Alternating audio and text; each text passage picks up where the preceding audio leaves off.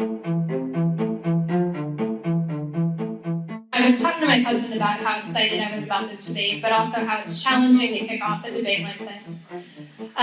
Partially because you should think of something funny to say at the beginning. And he was telling me, you really want to be careful when you're making jokes about socialism and capitalism, but socialism in particular. And I said, why? And he said, well, if you're making jokes about socialism, it's only funny if everyone gets it.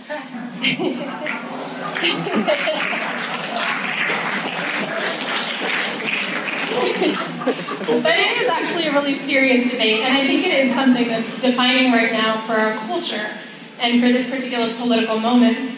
And it's something that young people have unique bearing on.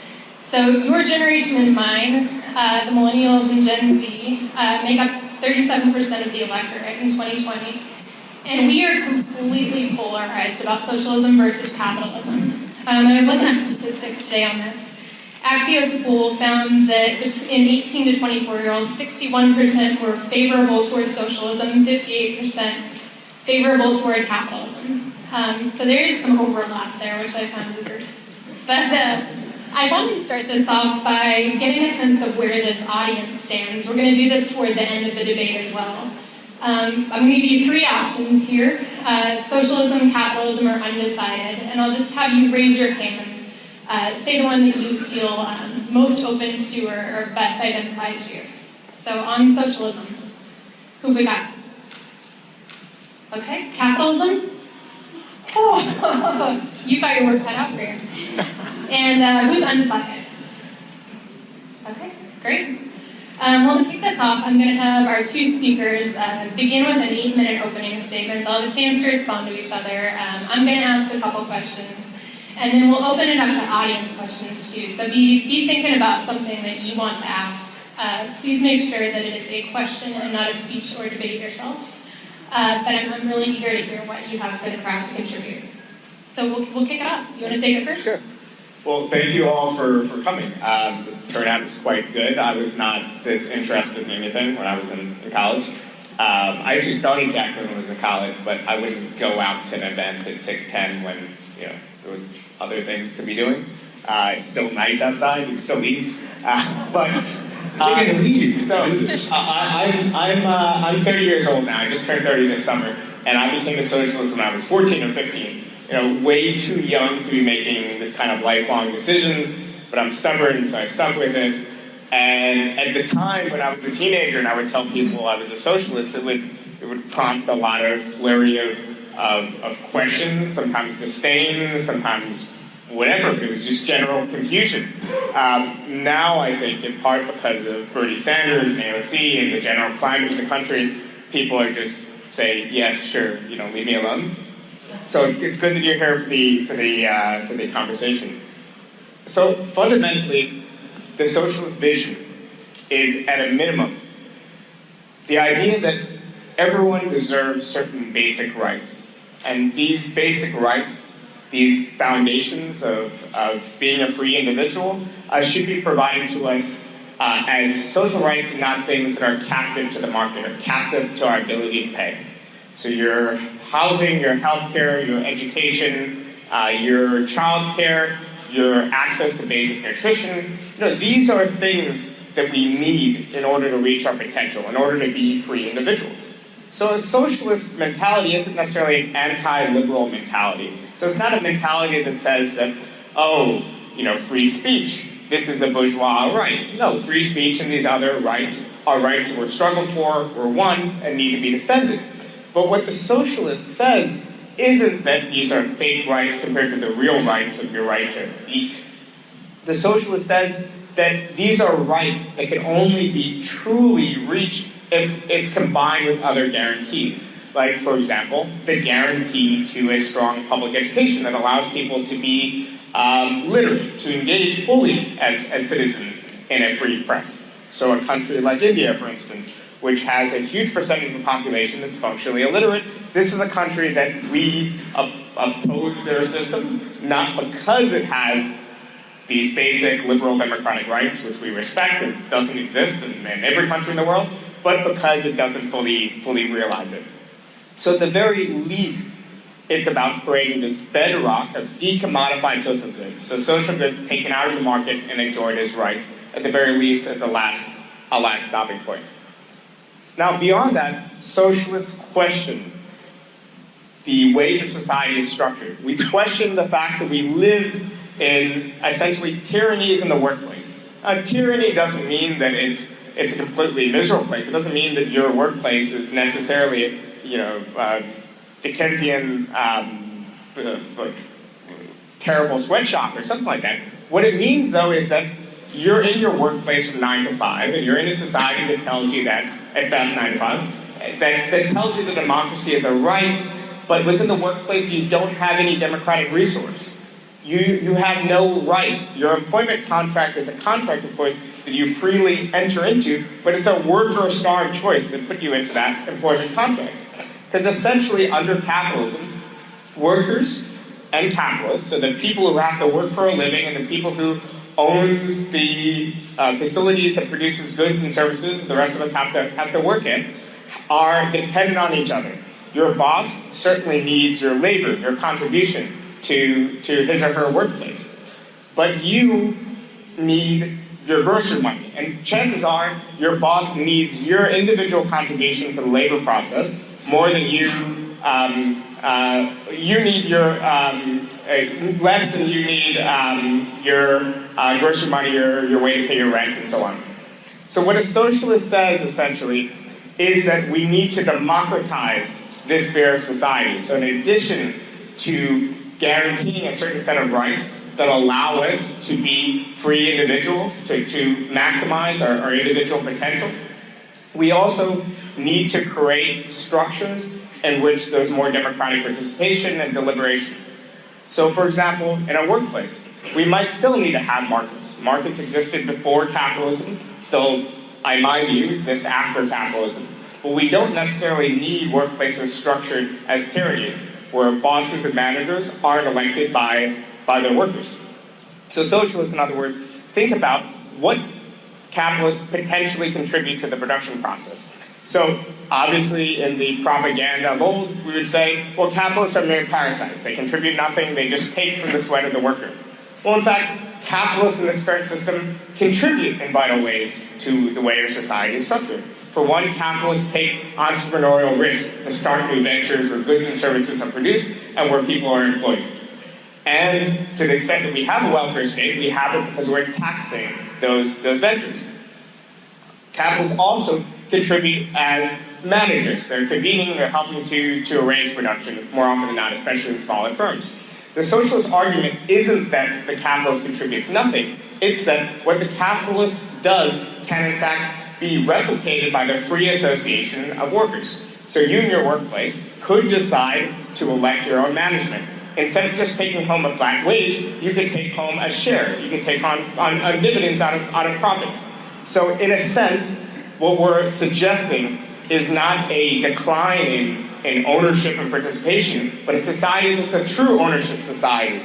A society in which every single person has a democratic stake in civil society and in democracy, is guaranteed a bedrock of rights to their society, but also has a stake in their place of work, where they're not just being treated like replaceable cogs in a machine, where they're able to participate in deliberations and discussions and so on.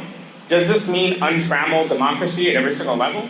No. In certain large firms, you elect your management and certain decisions are made on the principles of representative democracy. You can't vote on every single decision that a business makes day to day. At smaller firms, maybe you can have higher levels of direct democracy. In the same way, within civil society, we want to expand the rights of ordinary people to be democratic actors, but it doesn't mean that my right to speech, my right to all these other bedrock rights should be decided by votes. You know, what we essentially are looking for is a society that reaches social democracy.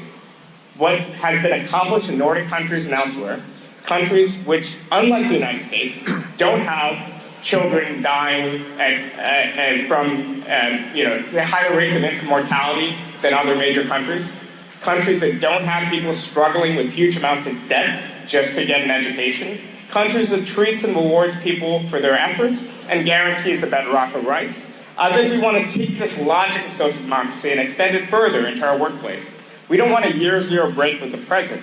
We want a society in which ordinary people can reach their potential. We want to fulfill, in other words, the promise of the Enlightenment, the promise of liberty, equality, and solidarity. This promise has been made possible by the riches of capitalism, by the riches of all this abundance in the last 200-300 years. We now, from this starting point, no longer have to structure our societies in such a way that oppresses a few and allows people to accumulate their wealth from the labor and work of others. All right. So it's always good in a debate to define your terms. So let me tell you what I think capitalism is, or what capitalism actually is, and what I think socialism is, and why I think one is a moral and practical system, and the other is immoral and impractical. Capitalism is a system of freedom. Now, freedom is a tricky word, because everybody's for freedom, right? I could be in front of a group of Marxists, and everybody raised their hand. I mean, we just heard that socialism is a system of freedom. But what does freedom mean? What does freedom mean? Again, definitions. Freedom means the absence of coercion. Freedom means the absence of authority. Freedom means the absence of a gun put to your head where you're told what to do. Whether it's in the name of the proletariat, in the name of your race, in the name of the majority, in the name of Donald Trump, it doesn't matter. A gun put to your head, coercion, force, authority of the church, authority of the state, is anti-freedom. Freedom means the absence of coercion. Capitalism is a system that systematizes the absence of coercion. It eliminates coercion from society by protecting the rights of individuals. Now, what are rights? Wow, we have to define all these things. Rights and freedoms of action. Not freedom of action sanctioned by a majority. Not freedom of action sanctioned by politicians or sanctioned by the authorities. Not freedom of action sanctioned by the church. But freedom of action sanctioned by you as an individual. My tire. Then people saying it's too loud and all right, we'll find a middle ground. I yell, I apologize.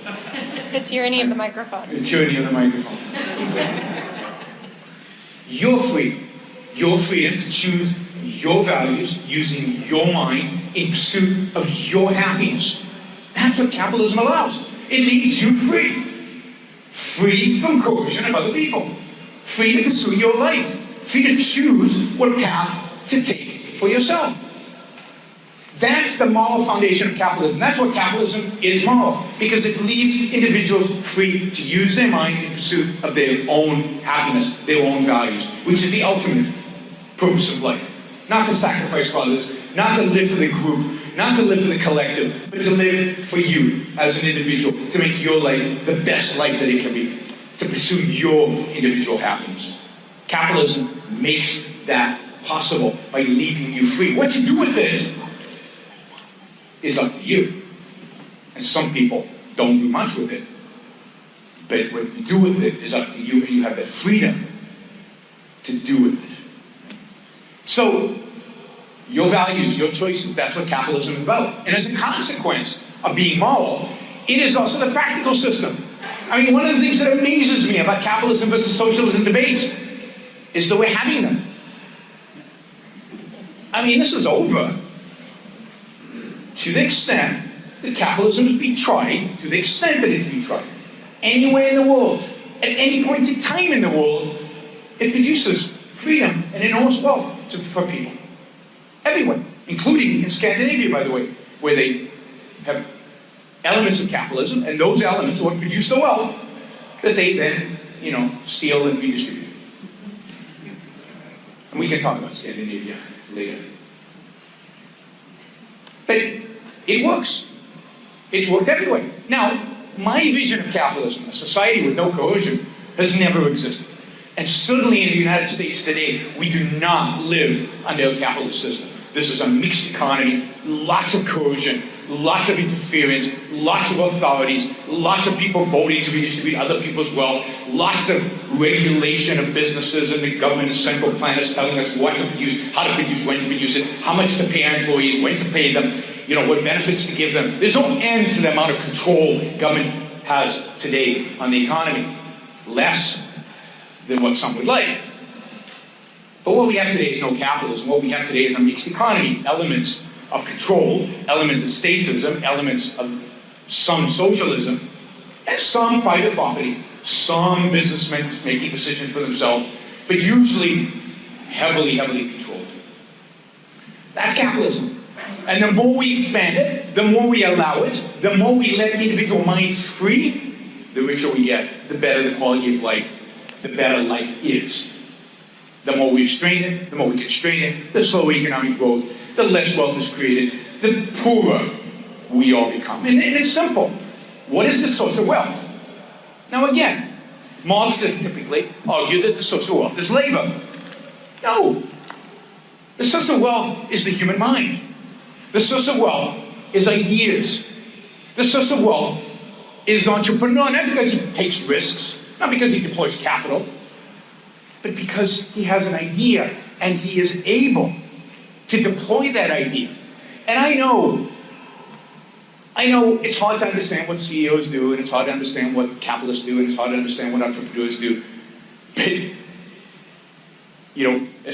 if you've ever worked in a startup, if you've ever worked in a large company, you know that the laborers, the workers, particularly those who use their hands, need the managers 1,000 times more than the manager needs the worker. Because without the manager, without the idea, without the organization, without the talent to put together global supply chains, which requires massive amounts of talent, this idea that workers can just elect somebody and they can just go and do it is bizarre. But let me quickly define socialism.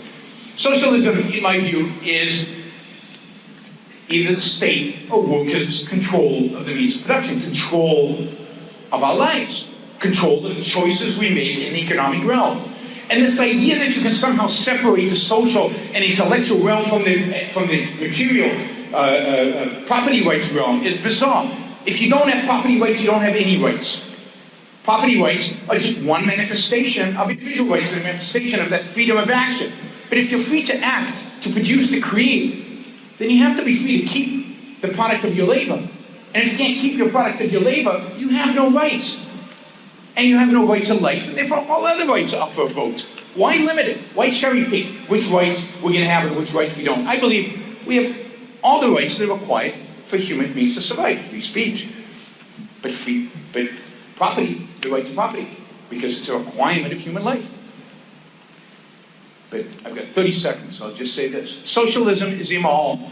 It's immoral because it sacrifices an individual to the collective. It's immoral because it violates the rights of the individual in every respect. It places the tyranny of the mob, the tyranny of the majority, over the individual. It denies minority rights. There's only one real minority, the smallest minority, and that's the individual. Socialism rejects that and denies that and suppresses that and stomps all over the individual, and it's immoral. And as a consequence, it's impractical, and I'm not going to give you the litany of all the failures of socialism. Maybe we'll have an opportunity later. I'd love to. But from the Soviet Union to China to Venezuela today, it is one, to the kibbutz in Israel, one disaster after another. You're out of time. Sorry. So I'm going to kick it off to you for a rebuttal. Well, I think, who here has worked in a workplace, any form of work? Okay, have you been exposed to coercion at work? In other words, have you had to take a job and had to work under terms and conditions set by someone else? Now, you could say that the contract was a fair contract that you entered into, but there's obviously coercion involved in any form of production. In particular, though, the capitalist form of production is a form of production in which many people who have wealth and have power are able to maintain their wealth and power over other people who have to work for them. This, to me, is coercion. Now, it's a form of exploitation, too. Exploitation doesn't necessarily mean It's a pejorative thing in all forms. So I assume every single capitalist on the planet, even someone as I think we both think is odious as Donald Trump, opposes chattel slavery. Now, if you're opposed to chattel slavery, you might be in favor of wage labor. You might not consider that a reprehensible force of exploitation, but the dynamics of having your conditions of life determined by someone else is the same in the sense that you do not, it's a contract signed under duress. It's obviously capitalism has created wealth and it's created abundance. But the question is, can you not recreate forms of wealth and abundance and innovation dynamism from worker-owned firms? You have to make a case that management by a manager who has their power or an owner who has their power by virtue of owning private property, a priority, is necessarily better than management decided democratically by people at a workplace. In my experience, the people at a workplace actually know how to make things at every level from design to implementation. I mean, you can take a concept and, I guess, use it any way you want, right? But words have meaning. Coercion means something. When somebody engages into a contract voluntarily, that is not coercion. You might say, I didn't want to do that contract, but you still chose to do it. And the fact is that capitalism is the only and first system in all of human history that's given us choices. What choices did we have before capitalism? One, live on a farm, grow the food that you ate, and die in your 30s. And most of your children did. Capitalism has liberated us to have choices. We have multiple employment opportunities. We have multiple educational opportunities. We can choose our destiny. The idea that owners and managers coerce workers is to eliminate, to make coercion a meaningless concept. Coercion means force. Coercion means putting a gun to your head. When you violate the law, the government comes and takes you to jail. Government can't do that. Companies can't do that. Government is force. Its very nature is force. And what is happening here is that we're conflating two types of power, economic power and political power. The essence of political power is force, is coercion, is a gun. You have no choice but to follow the law. You have no choice but to do what you are told to do. Otherwise you go to jail. Economic power is fundamentally voluntary. You don't have to buy an iPhone. You don't have to go to company X. You can go work for company Y. Or you can go to school and study and do something else. You have the choice in your hand. You, in other words, free. Capitalism provides you with freedom. Socialism provides you with the kind of slavery that tells you, through a majority, what you must do and how you must do it, how much you get paid, and what are your working conditions. Voluntary choice is out. All right, well, one thing I'm interested to hear from both of you, it sounds like both of you think that you're not currently in the system you'd like to be in. So I'm curious what you think the transition to either socialism or capitalism looks like. Well, what I mean by democratic socialism isn't just a socialism that has doses of socialism within capitalism. It's a socialism that's after capitalism. And that hasn't been successfully implemented. That hasn't been implemented anywhere in the world. What we do know, though, is that following the logic of collective action, social democracies have arose. And the logic of collective action is as follows. So this unequal relationship, called coercion, called something else, exists in the workplace. In that the average worker as an individual can't go to your boss and say, give me a $20 raise or I'm out. I'm going to go stop working at CVS. I'm going to go to this Rite Aid down the street. They're going to say, okay, goodbye, go.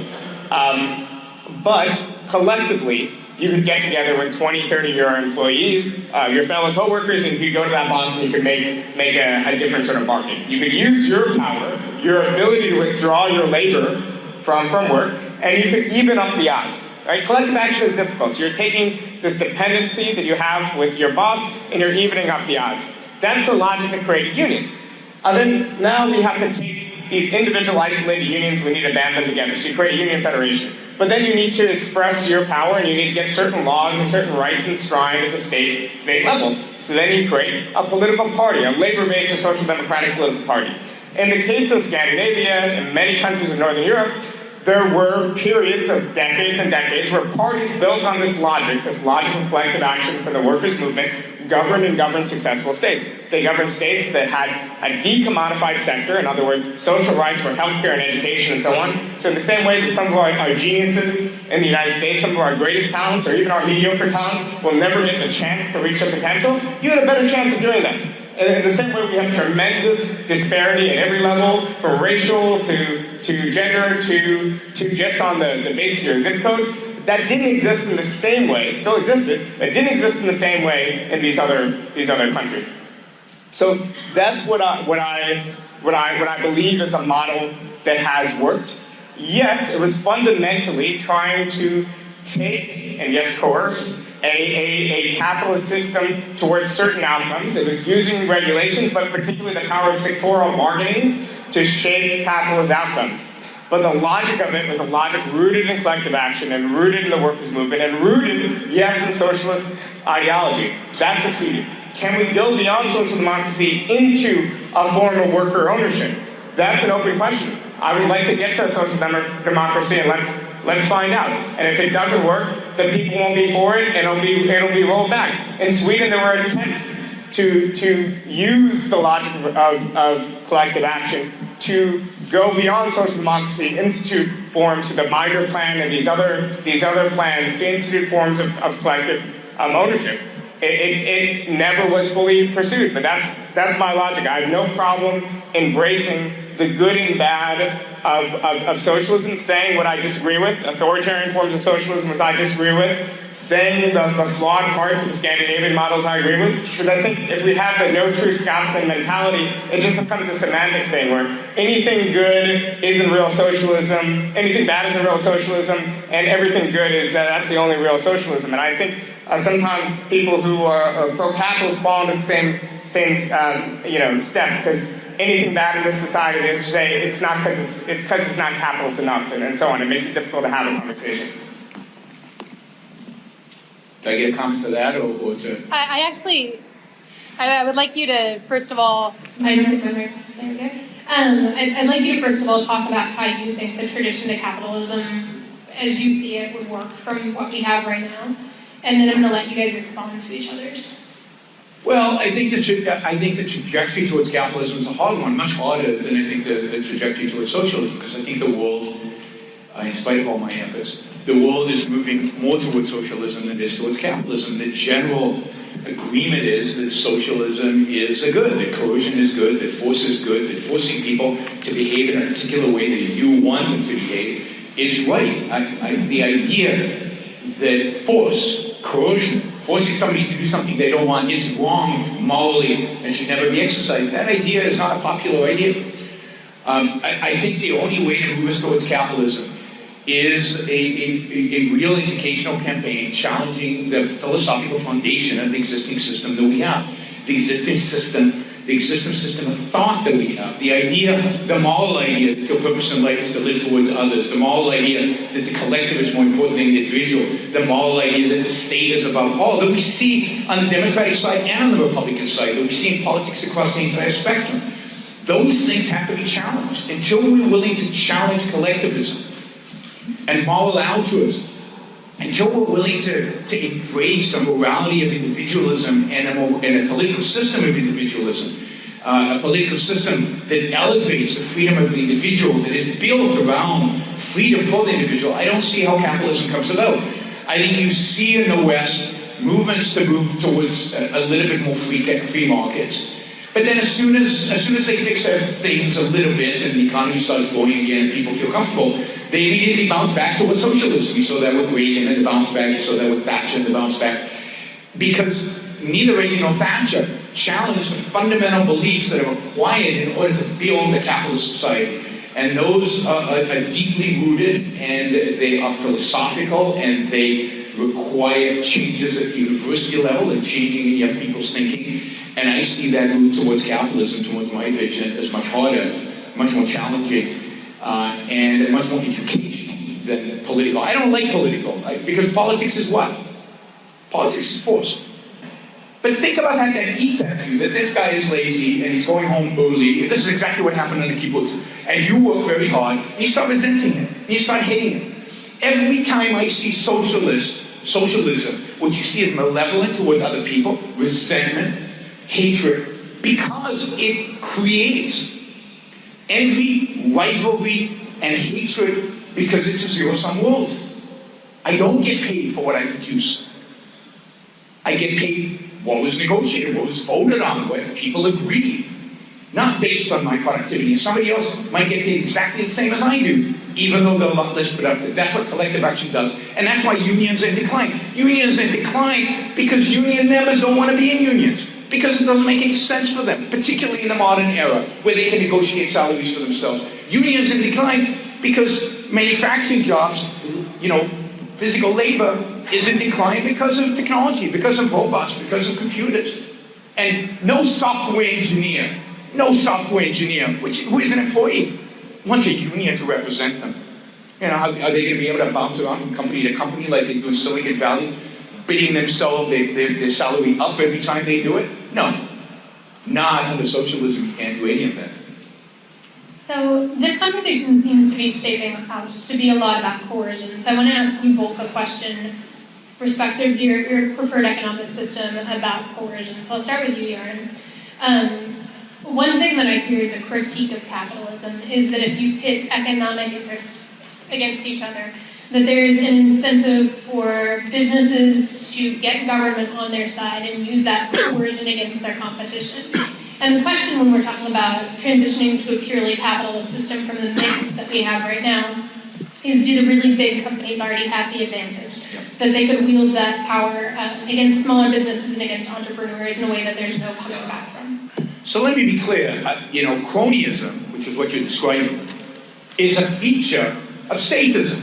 It's a feature of systems like socialism. It's not a feature of capitalism.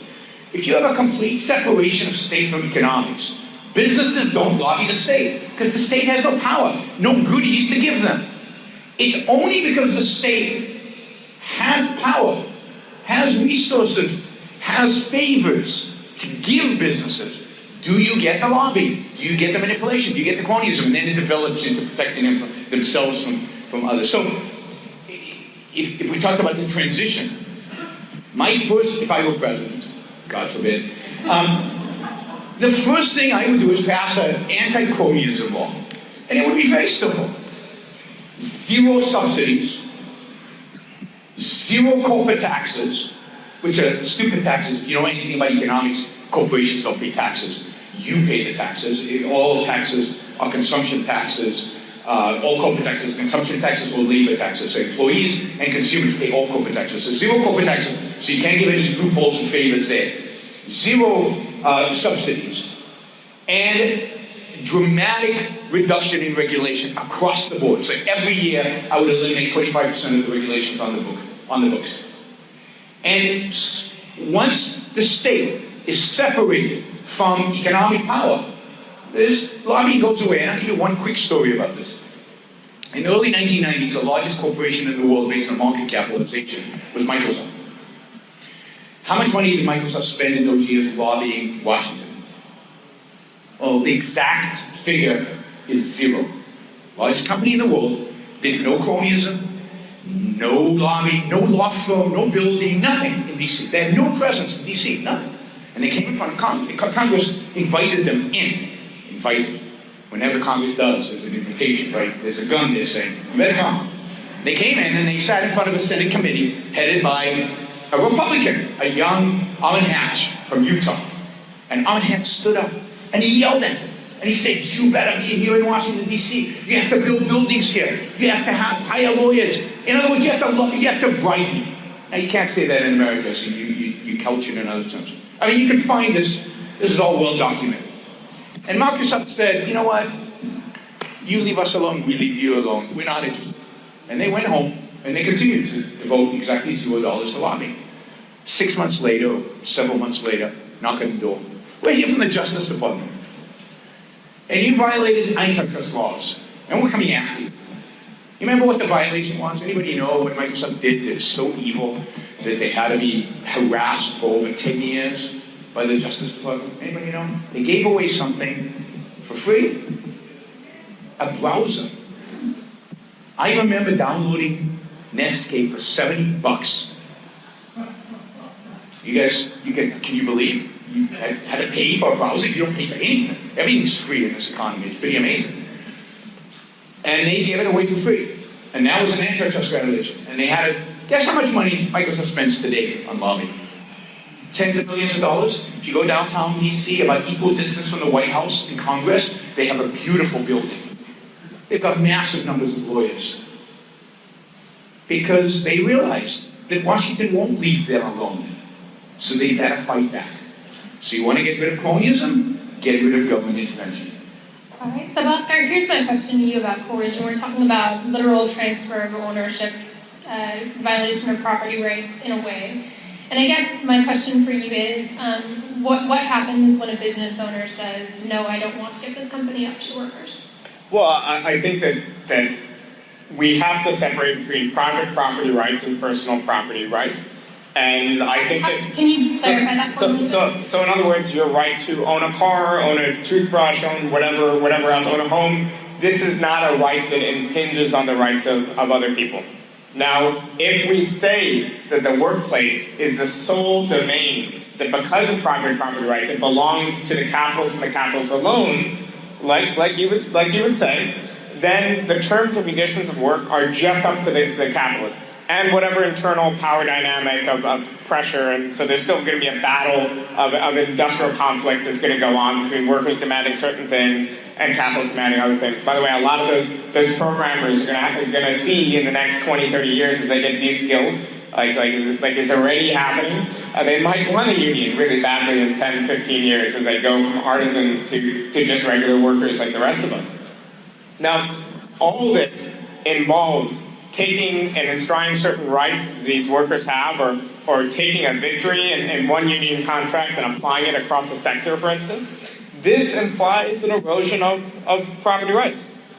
Now, if there are certain sectors that I will admit right away, in the snap of a finger, I do want to take away from private hands and put into public hands, not even necessarily the hands of workers, but the hands of the state.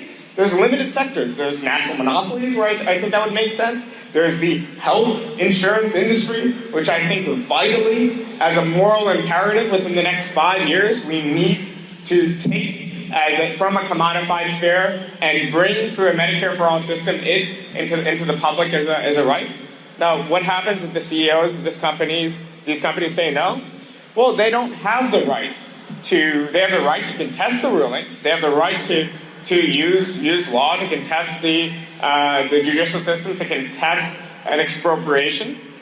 But I think that there are certain sectors where we don't want the private sector, and we have in the past taken sectors away from the private sector and brought them to the public sector. I mean, the New York City subway system, one reason why it's so difficult to maintain is because it's essentially the amalgamation of 3 or 4 different private subway lines. They all had different tokens, they all had different cars, they all had different types of tracks. I think even most defenders of the existing capitalist system would say, yeah, public transit is something that the state should probably do because it allows people to move around and exchange goods and services. And I think in that case, yes, it was an expropriation, but it was done lawfully, and it was done in a transparent way, and it was done by rule of law. It's not something where some sort of leader struts around and points at something and says, expropriate this, don't expropriate this, I know this person. No, it has to be done in such a way that it's governed by certain principles. But we are for, and most people are for, all sorts of intrusions on the rights of private property. We just believe in democratically setting what these limits are and in what way we want to intrude on these rights. Most people agree with an 8-hour day. Most people agree that there's certain recourses, that people shouldn't be fired on the basis of their gender or race or whatever else. Most people agree on these, and these are coercions. All right, so I want to shift a little bit. Can I comment? Sure. Who's we? I mean, notice that we are going to decide who gets to keep their property and who doesn't get to keep their property. We are going to decide if you get to keep your toothbrush or not.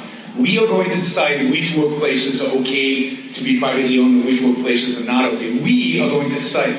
In other words, the rule of the mob, the rule of the majority is going to decide. And I don't see why this we stops with private property. Why can't we decide to kill Socrates?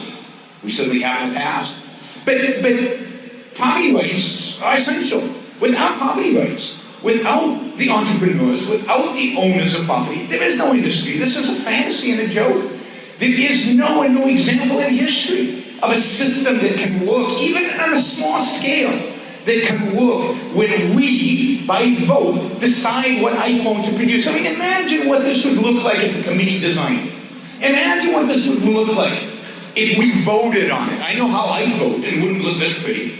I mean, it's insanity to think that you can run any kind of business, even a small grocery store, never mind a complex supply chain, global supply chain business, on the basis of voting, and on the basis of public opinion, and on the basis of coercion, because the whole point of the we is to coerce the individual. The whole point of the we is to tell the individual what they can and cannot do in the realm of property, right? You can speak all you want, can you?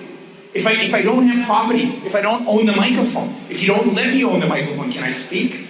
Is there a relationship, I wonder, between private property and freedom of speech? Of course there is. But all rights are eviscerated once you eviscerate the right to property. And once you place the we above the individual. And that is the real danger. The individual becomes a cog. The individual becomes a sacrificial animal. The individual becomes somebody to be exploited and expropriated at will. That's what socialism is about. Socialism doesn't care about you as an individual. It cares about the group, about the we, about the majority. And the majority in any particular situation is going to be different. Well, there's a couple of just very quick misnomers. Now, first of all, if you want to look at even the success of cooperatives within capitalism, the fourth or fifth largest business in the corporation in the entirety of Spain is run on this basis, the Mondragon Collective. Now, on the case of, yes, should an iPhone, should a commodity be produced with direct democracy at every level? No, what I'm proposing is a system in which worker-owned firms, so there is ownership, but it's collective, and it's regulated just like every other market economy. And yes, just like every capitalism will always be regulated. I don't think we're living in a mixed economy in the way he describes. I think we're living in a socialist, in a capitalist economy that's been chastened in certain key ways. So yes, of course there'll have to be firm failures and there'll have to be innovations. And of course, there's limits to the things that we can decide through democracy. I think there's a role for markets in consumer goods. I don't think there's a need or a role for a market necessarily in the provision of healthcare and other basic social goods. So I think there is a difference there. But the key is when we say, as socialists, that there are certain collective rights that belong to people. Of course, when I say it now, it's just rhetoric. That these are rights that people will need to deliberate upon. They'll need to democratically enshrine. And yes, like any right in any just democratic system, it's a right that can be rolled back.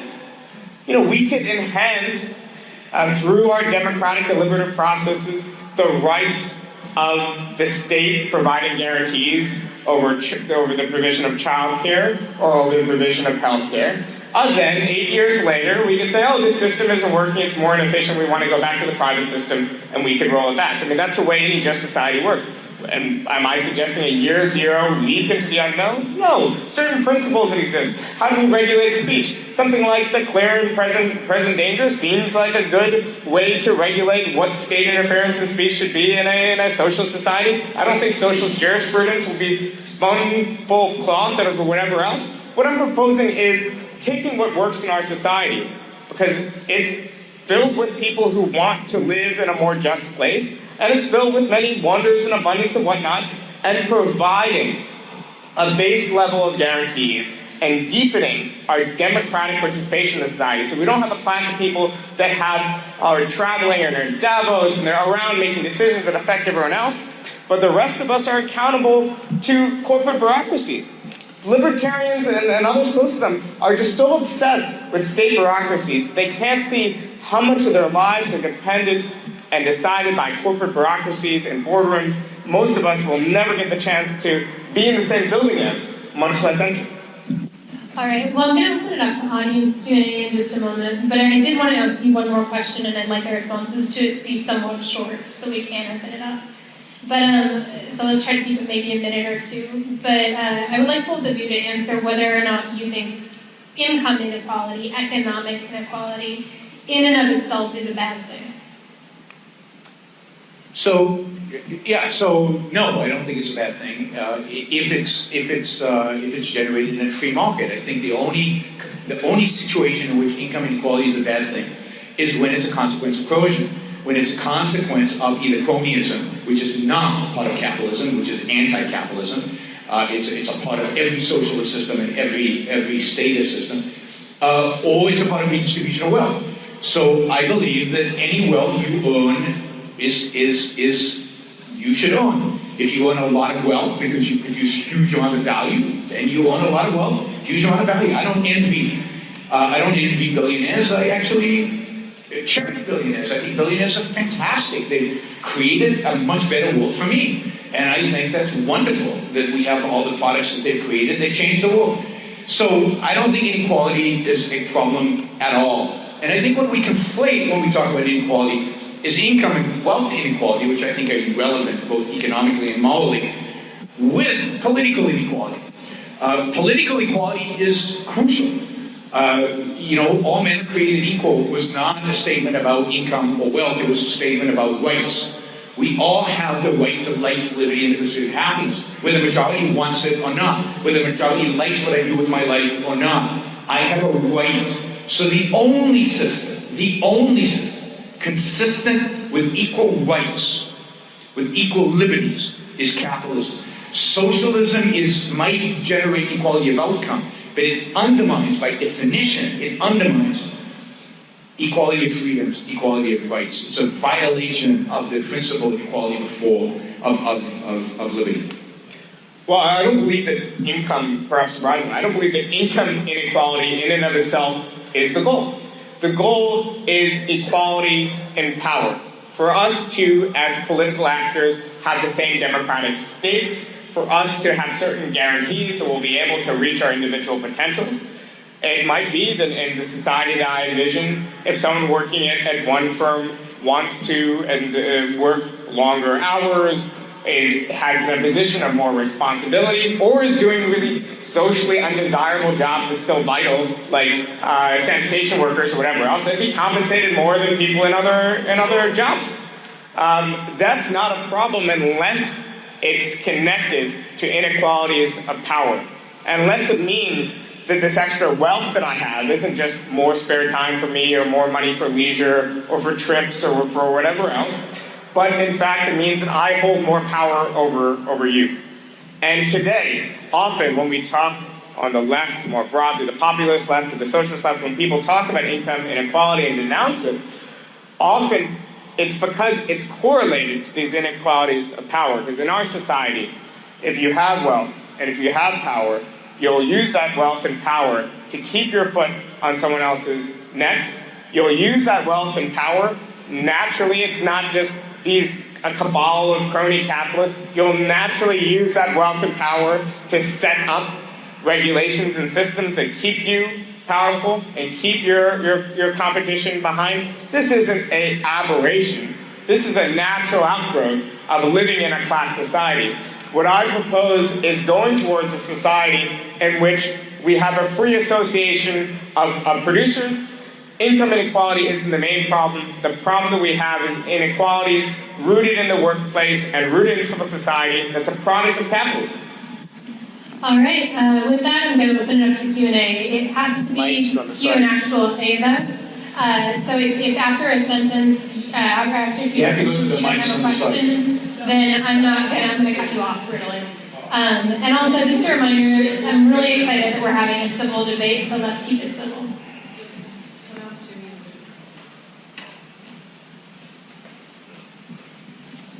Hi, I have a question for Mr. Brooke.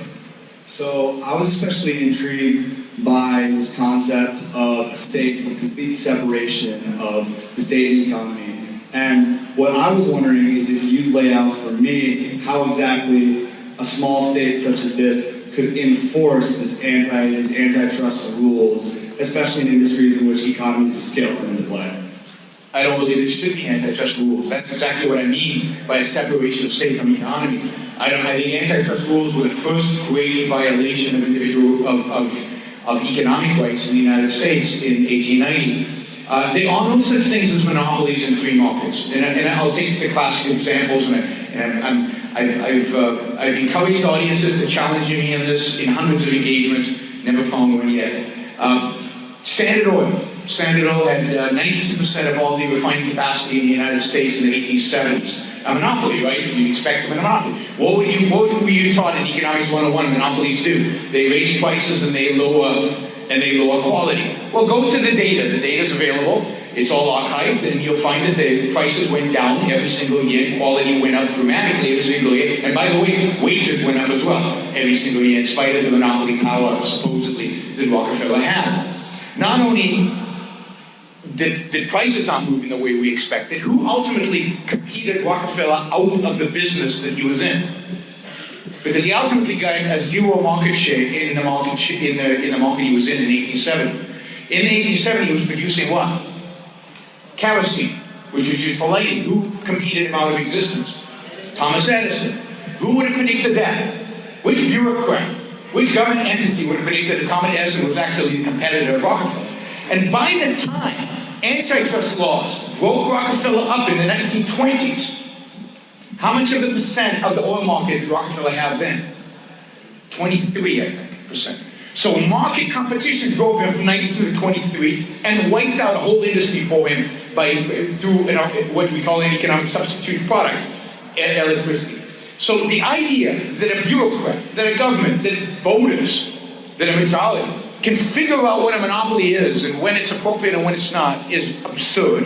And this is why the principle has to be, and I believe in principles, no government intervention in the economy. Not for antitrust, not for any other cause you or a bunch of economists might think is worthwhile.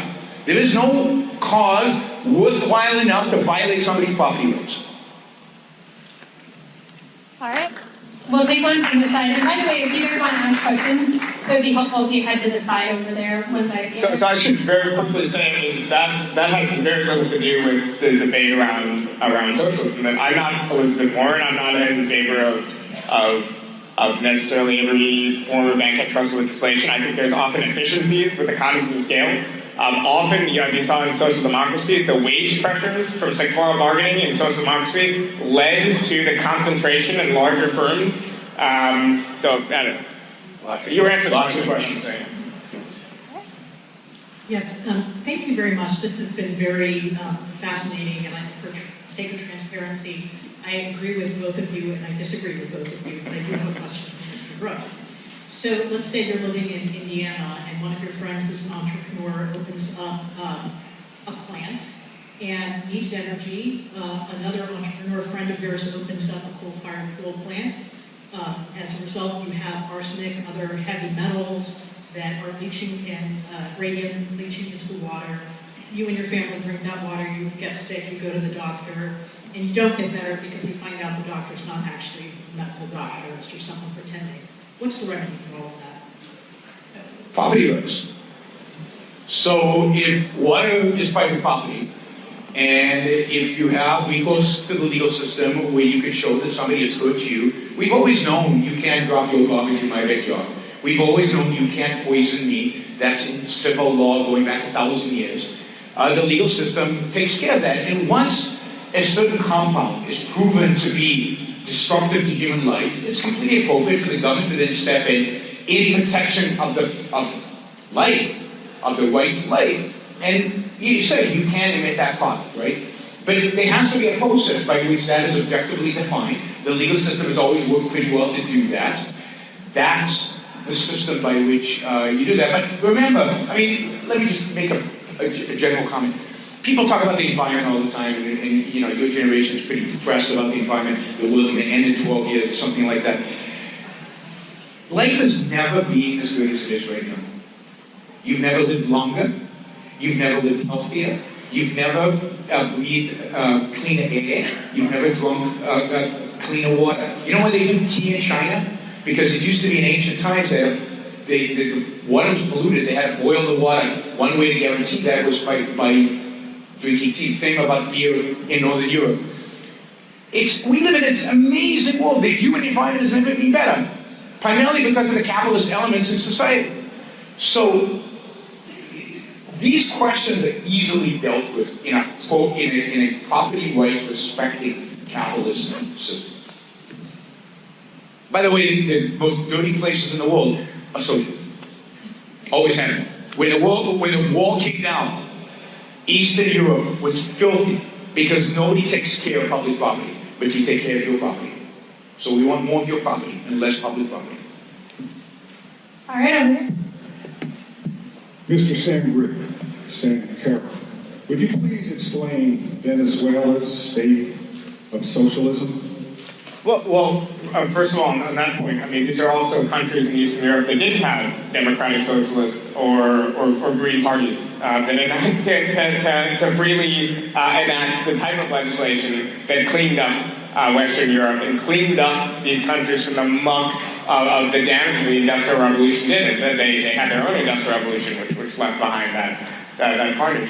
When it comes to Venezuela, in my mind, is not a socialist society. It never was. It was a society that always maintained property rights, but it was a society that embodied, in many ways, it came to embody the worst of both worlds. You had systems of patronage that developed from oil rents being trickled down. You had a populist style of mobilization used by all sectors of political parties in Venezuela. You had certain programs that were, in fact, misguided. Like you had a price control program, which I think backfired tremendously.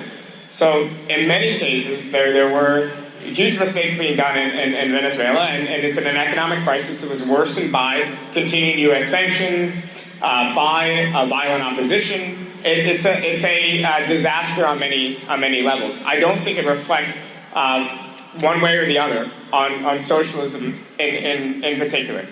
Now, if you have parties in, let's say, an actual socialist party governing within the confines of capitalism in Bolivia and in Ecuador. Now, many people have complaints about the Morales government. They have complaints about the record of the Correa government. They have complaints about the first 2 terms of the PT government in Brazil. But these were countries that were able to preside over long periods of economic growth, that were able to redistribute the proceeds of that growth to create stronger social infrastructure. Social indicators went way up. So I think you saw during the same time the successes of left-of-center government in Latin America, as you saw the decline of Venezuela under Maduro. So I think at a certain level we have to say that certain factors are in fact contingent. I wouldn't sit here and claim that a capitalist is responsible, someone from the pro-capitalist side is responsible or defending the systems that we saw under Pinochet in Chile, in the same way we could say that socialist and egalitarian and redistributive systems and left populist systems in particular can lead in very, very dark directions, or they can lead towards further progress and emancipation. You saw both at the same time in the same continent. So I think we need to make clear that we're for certain bedrock social rights that need to be combined with political rights. We're for free press. We're against government authority in any context, no matter who's using it, no matter what flag they're flying. So let's be very clear. Venezuela is clearly a failure of socialism. If you look at industry by industry, the industries that failed in Venezuela are those that were either nationalized or collectivized. Farming in Venezuela, which used to be private, and at that point Venezuela was an exporter of food, was nationalized, creating communes that made decisions about what to grow and how to grow it, and as a consequence, food production has plummeted. Now, this is the case everywhere that you collectivize farms, from the kibbutz to Mao's China to the Ukraine. Everywhere where farming is being collectivized, the result is being starvation. The oil industry, which elements of it used to be private, were nationalized by Chavez, and as a consequence, a country that has more oil reserves than Saudi Arabia has no oil, can't get to the oil because it doesn't have the technology, the ability, because it collectivized them. So it's exactly because of socialism that Venezuela failed. Now, true, they didn't collectivize everything, and those parts that they didn't collectivize are still somehow functioning, and why Venezuela still doesn't have tens of millions of people dying of starvation, just hundreds of thousands of people dying of starvation.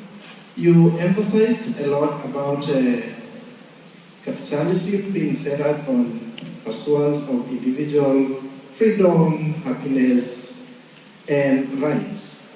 But you recognize that society is made up of individuals who pursue their rights in different ways. Some go to extremes, disregarding the effects that their choices cause to other members of the society. So without a uniform or without an partisan regulatory body, how do you govern such like a situation where some individuals with extremist ideas exist? Thank you. So I have no problem with people having extremist ideas. I think a lot of people think I have extremist ideas. And it worries me when people want to silence people with extremist ideas, because I would be one of the first silenced. It's not your ideas that worry me, it's your actions.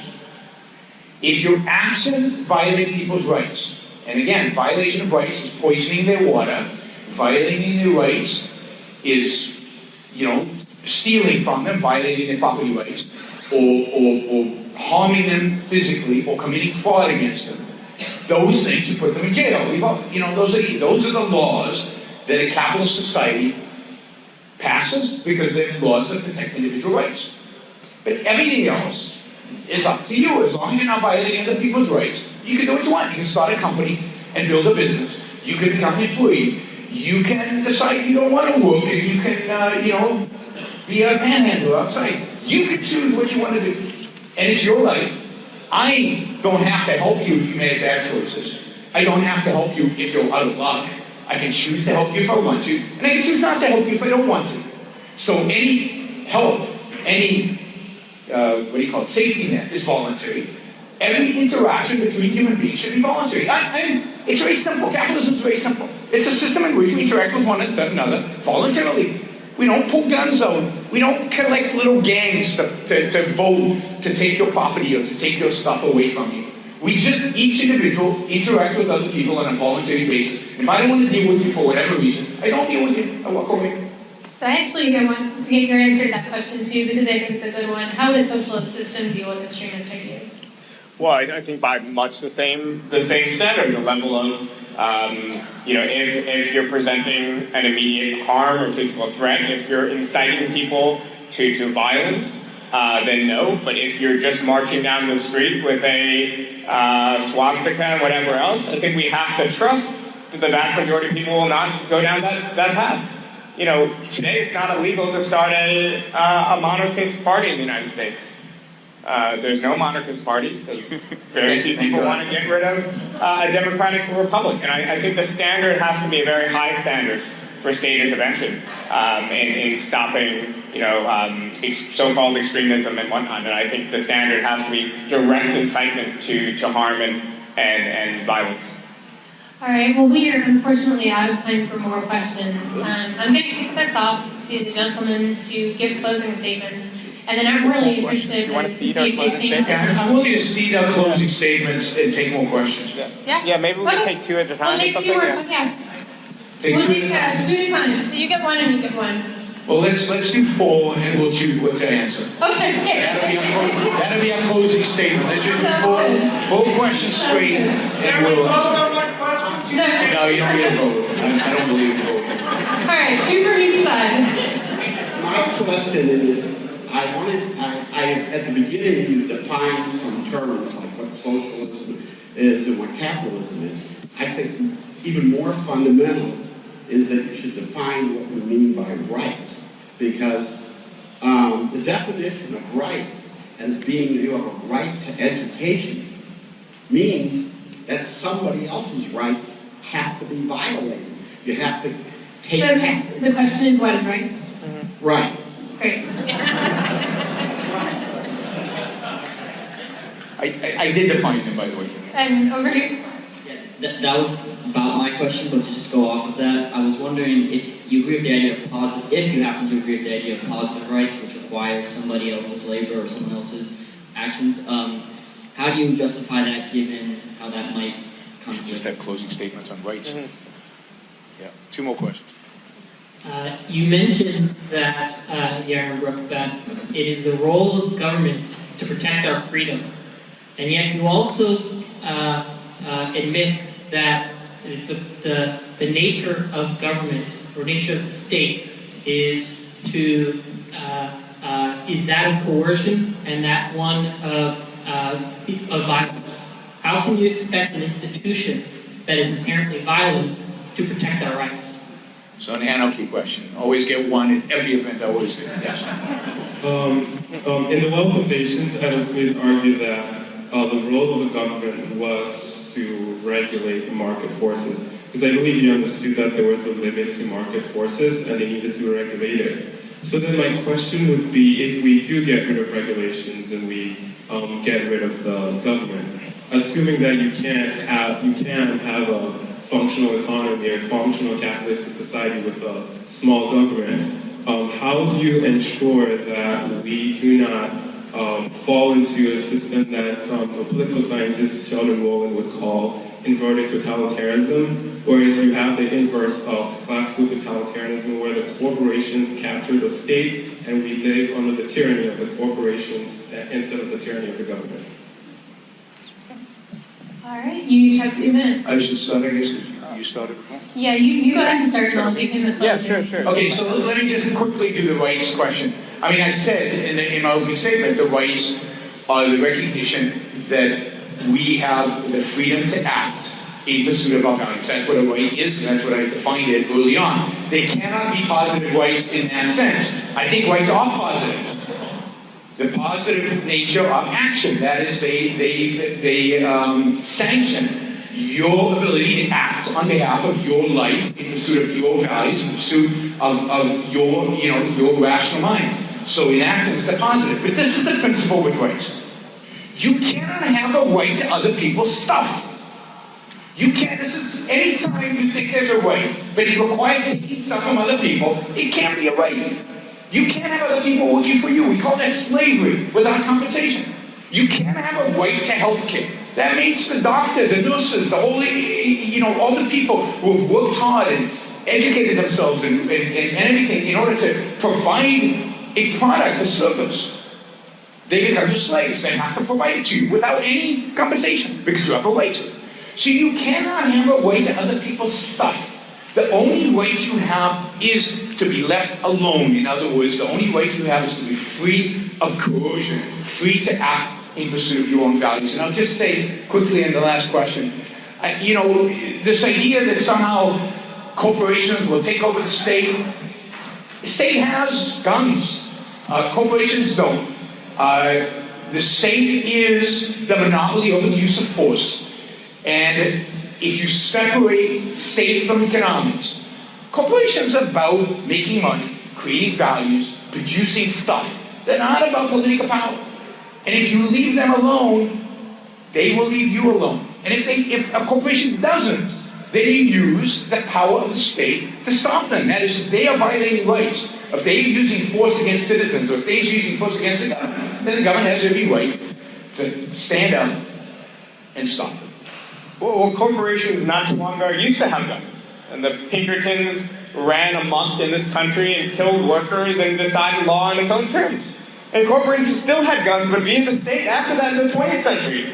Look at what U.S. Fruit did in Latin America. U.S. corporations have always had guns. This is the natural dynamics of what happens if you allow concentration of wealth and power in a so-called private sphere, it will spill over. Now, when it comes to the kind of rights and freedoms that we want to see, yes, I believe strongly in our negative freedoms. I believe strongly in the Bill of Rights. I also believe that there needs to be a second Bill of Rights. And in this, I share with not just democratic socialists, but also with the best of American liberalism that shared the same belief.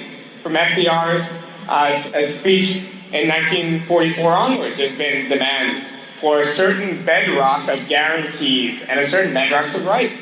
But yes, I agree, it does mean taking away something from someone else or from another group of people. I think there's limits to what one can take from someone else. You can't abridge someone's speech, you can't take someone's life, there's all sorts of limits. But taking someone's right to provide you, your HMO's right to provide you with health insurance, and turning that into a social guarantee, that's a right that I'm more than happy to take away. And in this vision of society you have, I think it just doesn't jive with what most people think, which is that, it's not about altruism or whatever else. Most people want to take care of themselves and take care of their families.